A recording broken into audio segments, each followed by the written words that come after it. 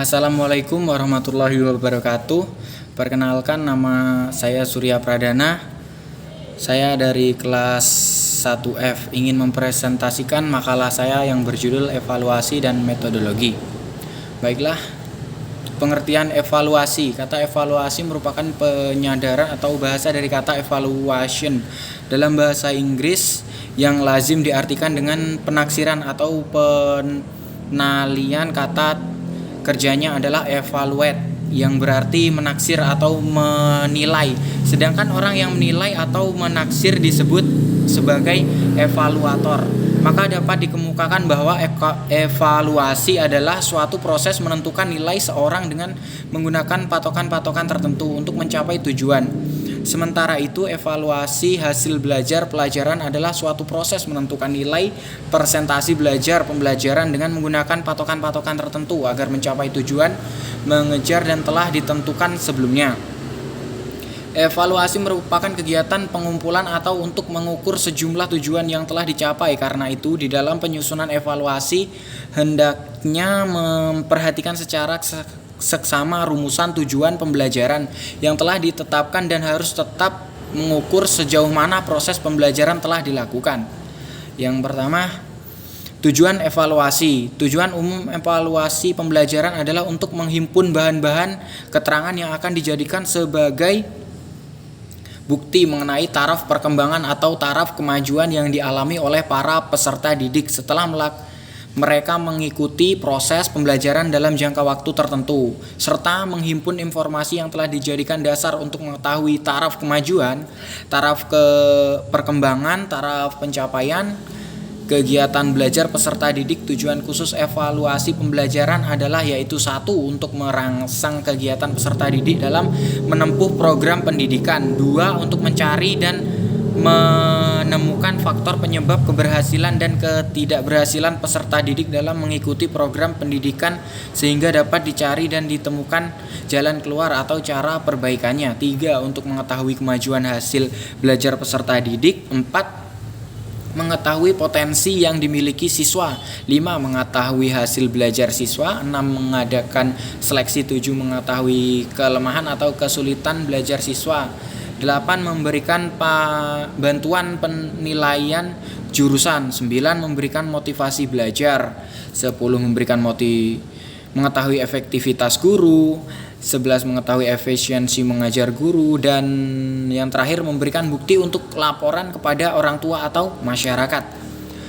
Selanjutnya, syarat-syarat evaluasi. 1. Reliabilitas. Secara sederhana, reliabilitas atau reliability berarti hal tahan uji atau dapat percaya.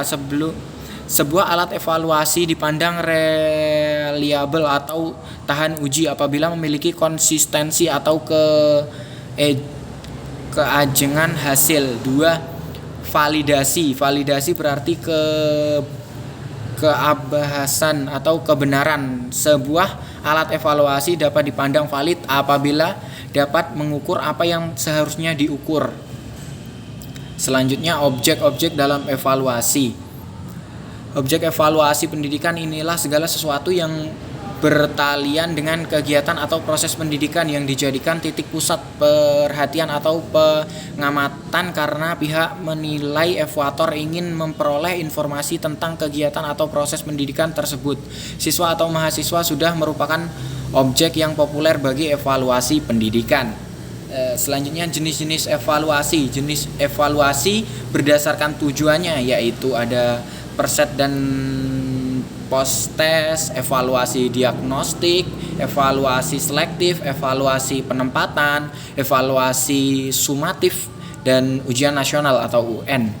Selanjutnya, jenis evaluasi berdasarkan sasaran. Evaluasi yaitu evaluasi konteks, evaluasi input, evaluasi proses, evaluasi hasil atau produk, dan evaluasi outcome atau lulusan. Selanjutnya, jenis evaluasi berdasarkan objek dan subjek evaluasi, yaitu A. Berdasarkan objek, yaitu evaluasi transformasi, evaluasi output, evaluasi internal. Selanjutnya, evaluasi berdasarkan subjek, yaitu satu, evaluasi internal adalah evaluasi yang dilakukan oleh orang dalam sekolah sebagai evaluator, misalnya guru. Yang kedua, evaluasi eksternal atau evaluasi yang dilakukan oleh orang luar sekolah sebagai evaluatornya, misalnya orang tua, masyarakat. Selanjutnya, pendekatan evaluasi pembelajaran. Pendekatan evaluasi merupakan sudut pandang seorang dalam menelaah atau mempelajari evaluasi. Dilihat dari komponen pembelajaran. Pendekatan evaluasi dapat dibagi menjadi dua, yaitu pendekatan tradisional dan pendekatan sistem.